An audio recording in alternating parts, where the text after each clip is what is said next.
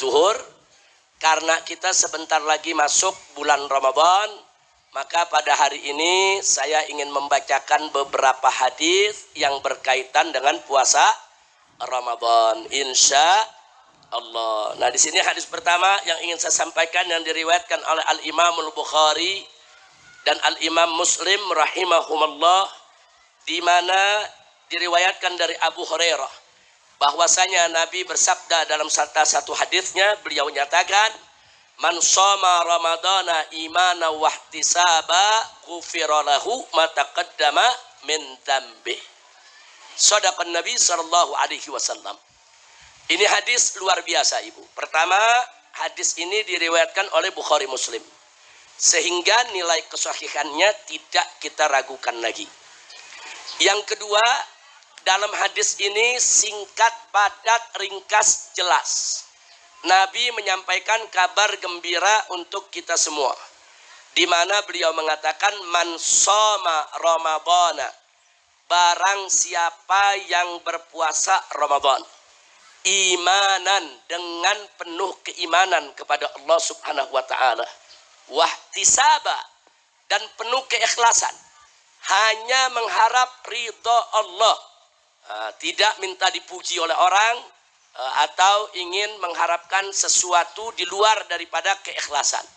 Maka Nabi mengatakan, barang siapa yang puasa Ramadan seperti itu, iman wa ihtisaba, dengan penuh keimanan dan penuh keikhlasan, maka apa ganjarannya? Ghufira lahu, niscaya pasti Allah ampuni baginya, ma taqaddama min dzambih, apa-apa yang telah lalu dari dosanya. Subhanallah, Bu. Kita di sini ada yang bersih dari dosa enggak? Kita manusia semua punya dosa, mau laki, mau perempuan, mau kiai, mau santri, mau nyai, mau santriwati, pasti punya dosa. Nah, puasa Ramadan ini termasuk salah satu cara bagaimana Allah menghapus dosa kita. Allah mengampuni kesalahan kita. Allah bersihkan diri kita dari segala kesalahan, dosa-dosa kita yang sudah kita lakukan di masa lalu. Kapan lagi kita bersihkan diri dari dosa? Kapan lagi kita sucikan diri kita daripada kesalahan kalau bukan di bulan Ramadan? Jadi manfaatkan betul, Bu. Jangan sampai bulan Ramadan nanti ada yang sengaja meninggalkan puasa di bulan Ramadan. Jangan. Jadi kalau kita mengaku sebagai orang Islam, salah satu daripada rukun Islam adalah puasa Ramadan. Puasa. Jangan sampai berbagai macam alasan kita gunakan, kita seenaknya meninggalkan puasa. Na'udzubillah min dzalik. Ingat, Bu, ya, puasa itu rukun Islam, sama seperti sholat. Sholat itu rukun Islam, puasa itu juga rukun Islam. Jadi jangan sampai puasa ini kita lalaikan. Sebagaimana kita wajib menjaga sholat kita, kita juga wajib menjaga puasa kita. Hanya saja tadi saya sampaikan, Bu, bahwa puasa ini punya nilai yang sangat istimewa. Dia punya kekuatan untuk menghapus dosa-dosa masa lalu kita. Nah, itulah pentingnya kita ibadah. Ada dosa, Bu, yang bisa dihapus dengan sholat. Tapi ada juga dosa yang bisa dihapus dengan puasa. Ada lagi dosa yang bisa dihapus dengan sedekah.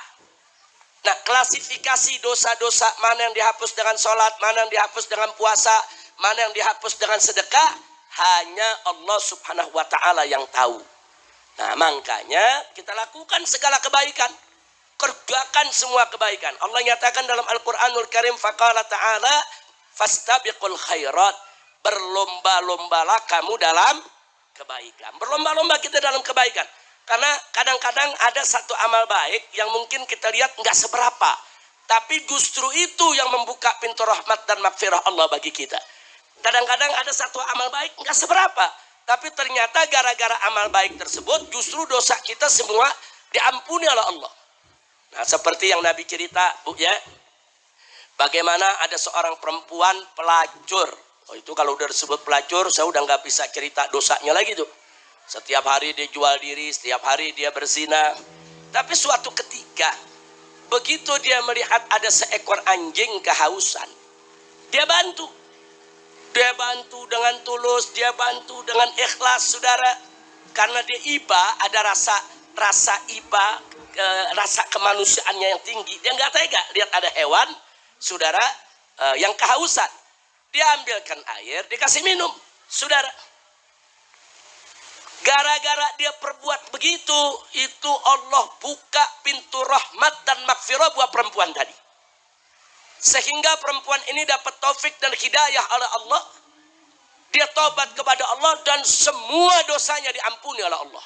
Masya Allah, Bu. Bu, saya mau tanya, dosa pelacur itu kecil atau besar, Bu? Dosanya luar biasa. Itu Allah siapkan siksa neraka yang luar biasa. Tapi kok begitu mudah Allah maafkan? Saudara, itu tadi. Dia berbuat suatu kebaikan, ikhlas, tulus, saudara, karena ada rasa kemanusiaan. Akhirnya Allah buka pintu taufik hidayah, Allah berikan dia hidayah, Allah berikan dia rahmat dan maghfirah. Kalau orang sudah dapat rahmat dari Allah, itu jauh lebih baik, lebih bagus daripada dunia dan isinya. Karena satu rahmat Allah saja bisa menyelamatkan kita dari neraka jahanam. Satu rahmat Allah saja bisa menghapus dosa-dosa kita sebesar apapun. Nah, makanya kalau kita berbuat baik, Bu, berbuat baik, ikhlaskan niat. Kita nggak sangka. Kadang-kadang gara-gara satu perbuatan, justru itu yang akhirnya membuka pintu rahmat dan maghfirah untuk kita semua. Insya Allah. Nah, makanya, kalau amal-amal seperti itu saja bisa membuka pintu rahmat maghfirah, bagaimana pintu-pintu kewajiban? Sholat itu wajib, puasa itu wajib. Itu kalau kita lakukan dengan tulus, dengan ikhlas, saudara, maka niscaya Allah akan buka semua pintu kebaikan untuk kita. Insya Allah. Nah, khusus tentang puasa, tadi sudah kita bacakan hadisnya. Ada satu hadis lagi yang tidak kalah menariknya. Hadis ini juga diriwayatkan oleh Bukhari Muslim radhiyallahu anhuma. Di mana di sini diceritakan, saudara, juga dari Abu Hurairah, Nabi mengatakan alaihi salatu wassalam, kullu amal ibni Adam lahu illa shaum. Semua amal daripada anak cucu Adam itu miliknya, buat dia, illa shaum, kecuali puasa. Kemudian dilanjutkan di sini, saudara. Jadi hadis ini, Bu, ya, hadis ini merupakan hadis qudsi. Jadi Nabi meriwayatkan kepada kita bahwasanya Allah berfirman. Ya, Ibu mesti bisa bedain. Ada Al-Quran, ada hadis qudsi, ada hadis nabawi.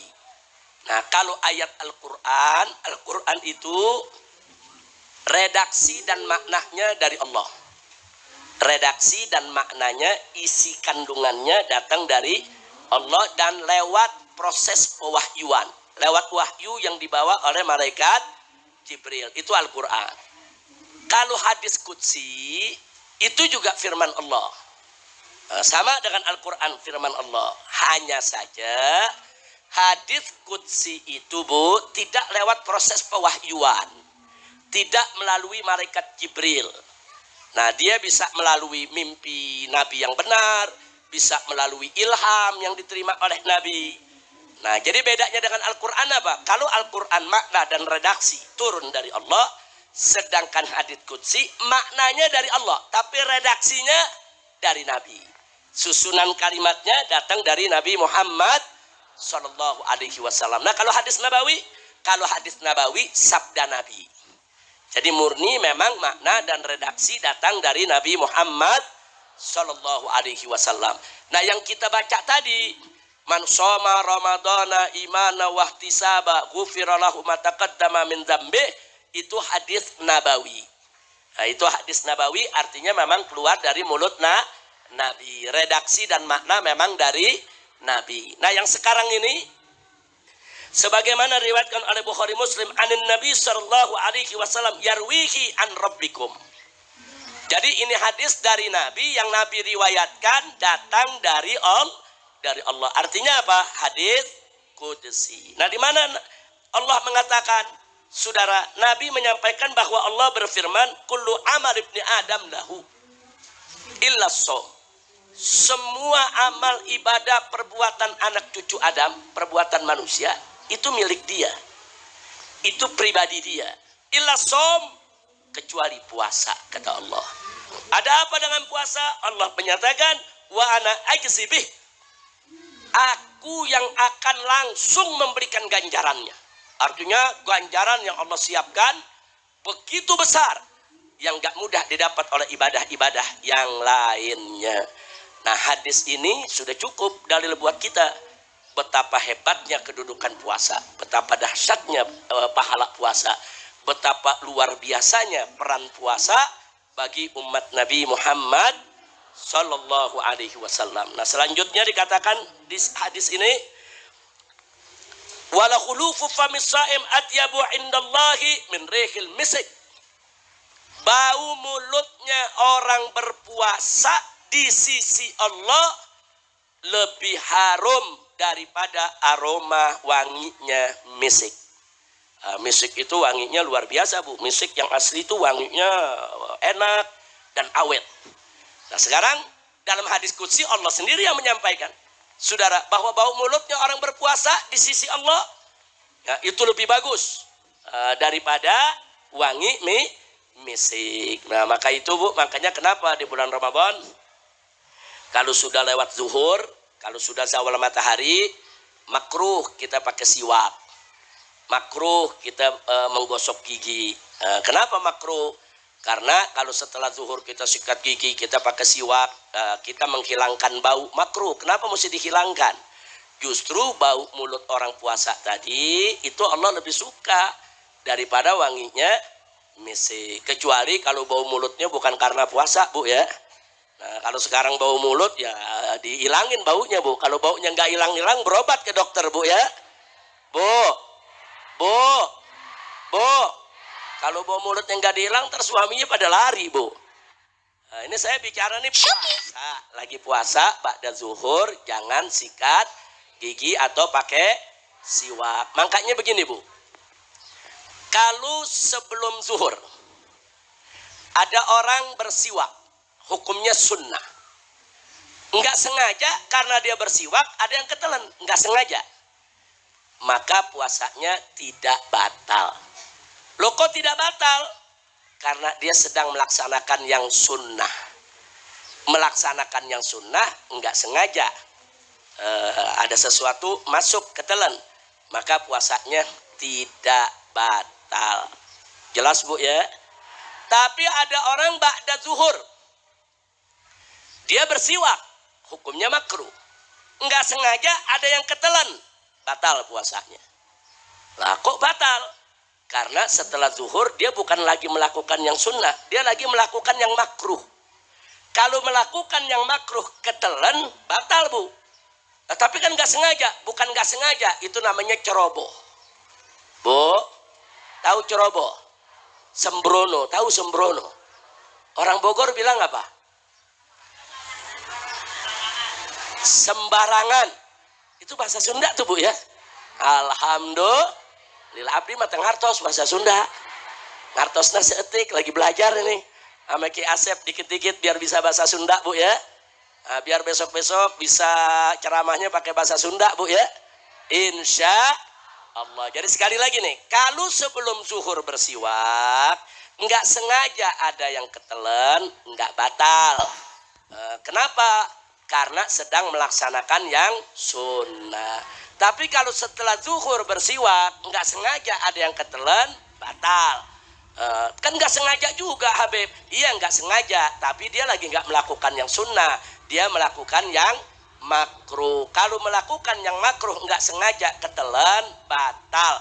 Itu namanya bukan nggak sengaja, sembrono, ceroboh, sembarangan. Nah, ngerti, Bu, ya? Alhamdulillah. Ada yang nanya soal wudu. Nah, wudu itu kan sunnahnya kita ke kumur, Bu. Ada madmadah, Bu, ya. Nah, ke kumur kalau lagi wudu. Nah, ke kumur itu walaupun kita lagi puasa, mau sholat zuhur, mau sholat asar, hukumnya tetap sunnah. Nah, cuman ada, saudara, melebihkan dalam kekumur. Nah, mubalaghah ini, filmat mato. Kalau lagi nggak puasa, sunnah. Kalau kita ambil wudhu nih, itu juga sunnah, artinya kita lebihin airnya supaya mulut lebih bersih. Tapi ingat, kalau lagi bulan puasa sebelum zuhur masih sunnah begitu. Nah, dia wudhu nih, dia banyakin air, tahu-tahu nggak sengaja ketelan, nggak batal. Tapi kalau setelah zuhur wudhunya makruh.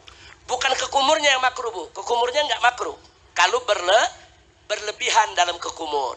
Nah, kalau kekumurnya berlebihan udah asar, dia masukin air,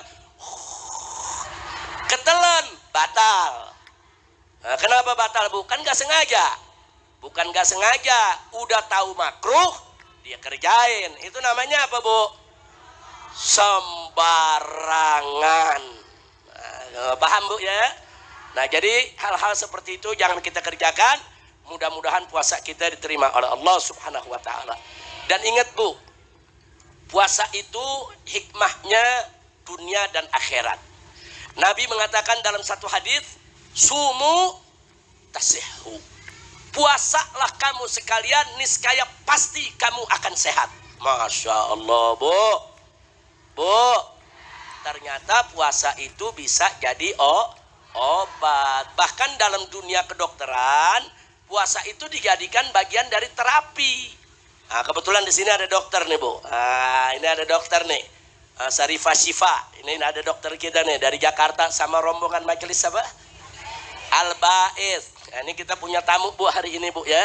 Ada rombongan pengajian ibu-ibu dari Jakarta, namanya Majelis Taklim Al-Ba'is. Nah, ini salah satu rombongannya ada dokter nih. Jadi kalau saya salah ngomong nanti soal medis biar dokter aja yang protes, Bu, ya. Bu, ternyata dalam dunia medis sudah ada penyelidikan sejak ratusan tahun yang lalu tentang hikmah puasa. Nah, ternyata puasa itu apa, Bu? Puasa itu itu bisa menjadi terapi obat bagi yang punya sakit diabetes, sakit gula, sakit kencing manis, Bu. Banyak gak yang kena sakit gula? Nah, salah satu terapinya adalah puasa. Makanya Nabi suruh kita puasa bukan bulan Ramadan saja. Kita dianjurkan juga puasa Senin Kemis atau puasa Daud, sehari puasa sehari tidak puasa. Semua buat kesehatan kita. Semua buat kesehatan kita. Jangankan manusia, Bu. Tahu ayam? Ayam kalau bertelur, kemudian dia pengen keremin itu telurnya supaya menetes, ayam puasa, Bu. Dia tidak dikasih makan, dia nggak mau makan. Dikasih minum, dia nggak mau minum. Kenapa? Karena untuk netesin telur, ayam itu perlu menaikkan suhu badannya, supaya badannya itu panas. Begitu badannya panas, telur-telurnya akan mudah untuk menetas. Bagaimana supaya badannya panas? Dia puasa. Jadi ayam paham untuk melahirkan generasi penerus yang bagus, puasa. Bu. Nah, ini kalau sama orang Megamendung saya kasih contoh satu lagi. Tahu ular, Bu? Wah, orang Megamendung udah kenal udah. Nah, karena di kebun sering ketemu ular, Bu, ya. Tahu dari Jakarta yang ketemu ular langsung lari ini. Bu, ular kalau lagi mau ganti kulit bagaimana, Bu? Bergerak gak? Nggak bergerak, diam. Kita pikir dia mati, betul, Bu? Nah, dia diam, nggak bergerak. Itu bisa seminggu 2 minggu. Nah, orang yang nggak tahu dia pikir mati. Bukan, dia lagi puasa. Kenapa dia puasa? Supaya dia punya badan panas. Kalau badannya panas, kulit lamanya terkelupas. Begitu kulit lamanya terkelupas, datanglah kulit yang baru. Subhanallah, Bu. Makanya dalam dunia medis juga ada terapi puasa supaya apa? Enggak cepat keriput. Subhanallah, Bu. Ayo, mau lama gak keriputnya? Atau mau buru-buru keriput? Perempuan paling takut sama keriput. Nah, kalau nggak mau cepat keriput, banyak-banyak puasa. Itu dokter-dokter udah membuktikan. Ternyata puasa bisa buat awet muda, bisa untuk menjaga kesehatan badan. Alhamdulillah. Tapi niat puasa kita bukan buat sehat, untuk cari ridho Nah, kalau cari ridho Allah, sehatnya ngikut, nggak usah khawatir. Tapi kalau niatnya cari sehat, ridho Allahnya belum tentu dapat, Bu. Nah, jelas, Bu ya?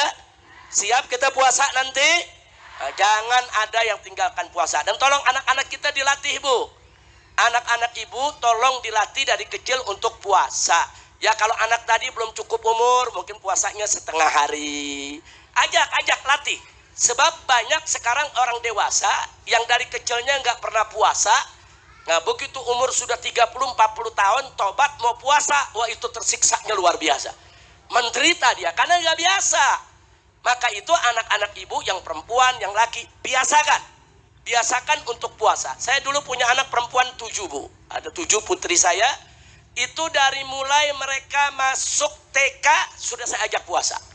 Puasa Senin Kemis. Waktu TK setengah hari. Tapi begitu masuk kelas 1 SD, semuanya, saya punya putri 7-7-nya, saya ajak puasa Senin Kemis. Senin puasa, Kemis puasa, Senin puasa, Kemis puasa. Walaupun kita tahu mereka belum wajib, masih anak-anak, dibiasain. Nah karena dibiasakan begitu masuk bulan Ramadan, full puasa mereka. Karena udah biasa. Nah saya punya anak dari masih kecil, dari mulai kelas 1 SD, puasa Ramadannya udah full. Puasa Ramadan full, tahun berikutnya full, tahun berikutnya full. Kita didik anak-anak kita dari kecil, sehingga begitu mereka dewasa, mereka melihat puasa itu bukan beban. Nah, tapi puasa itu sebagai satu kewajiban dan kebutuhan, insya Allah. Nah itulah yang saya mau sampaikan.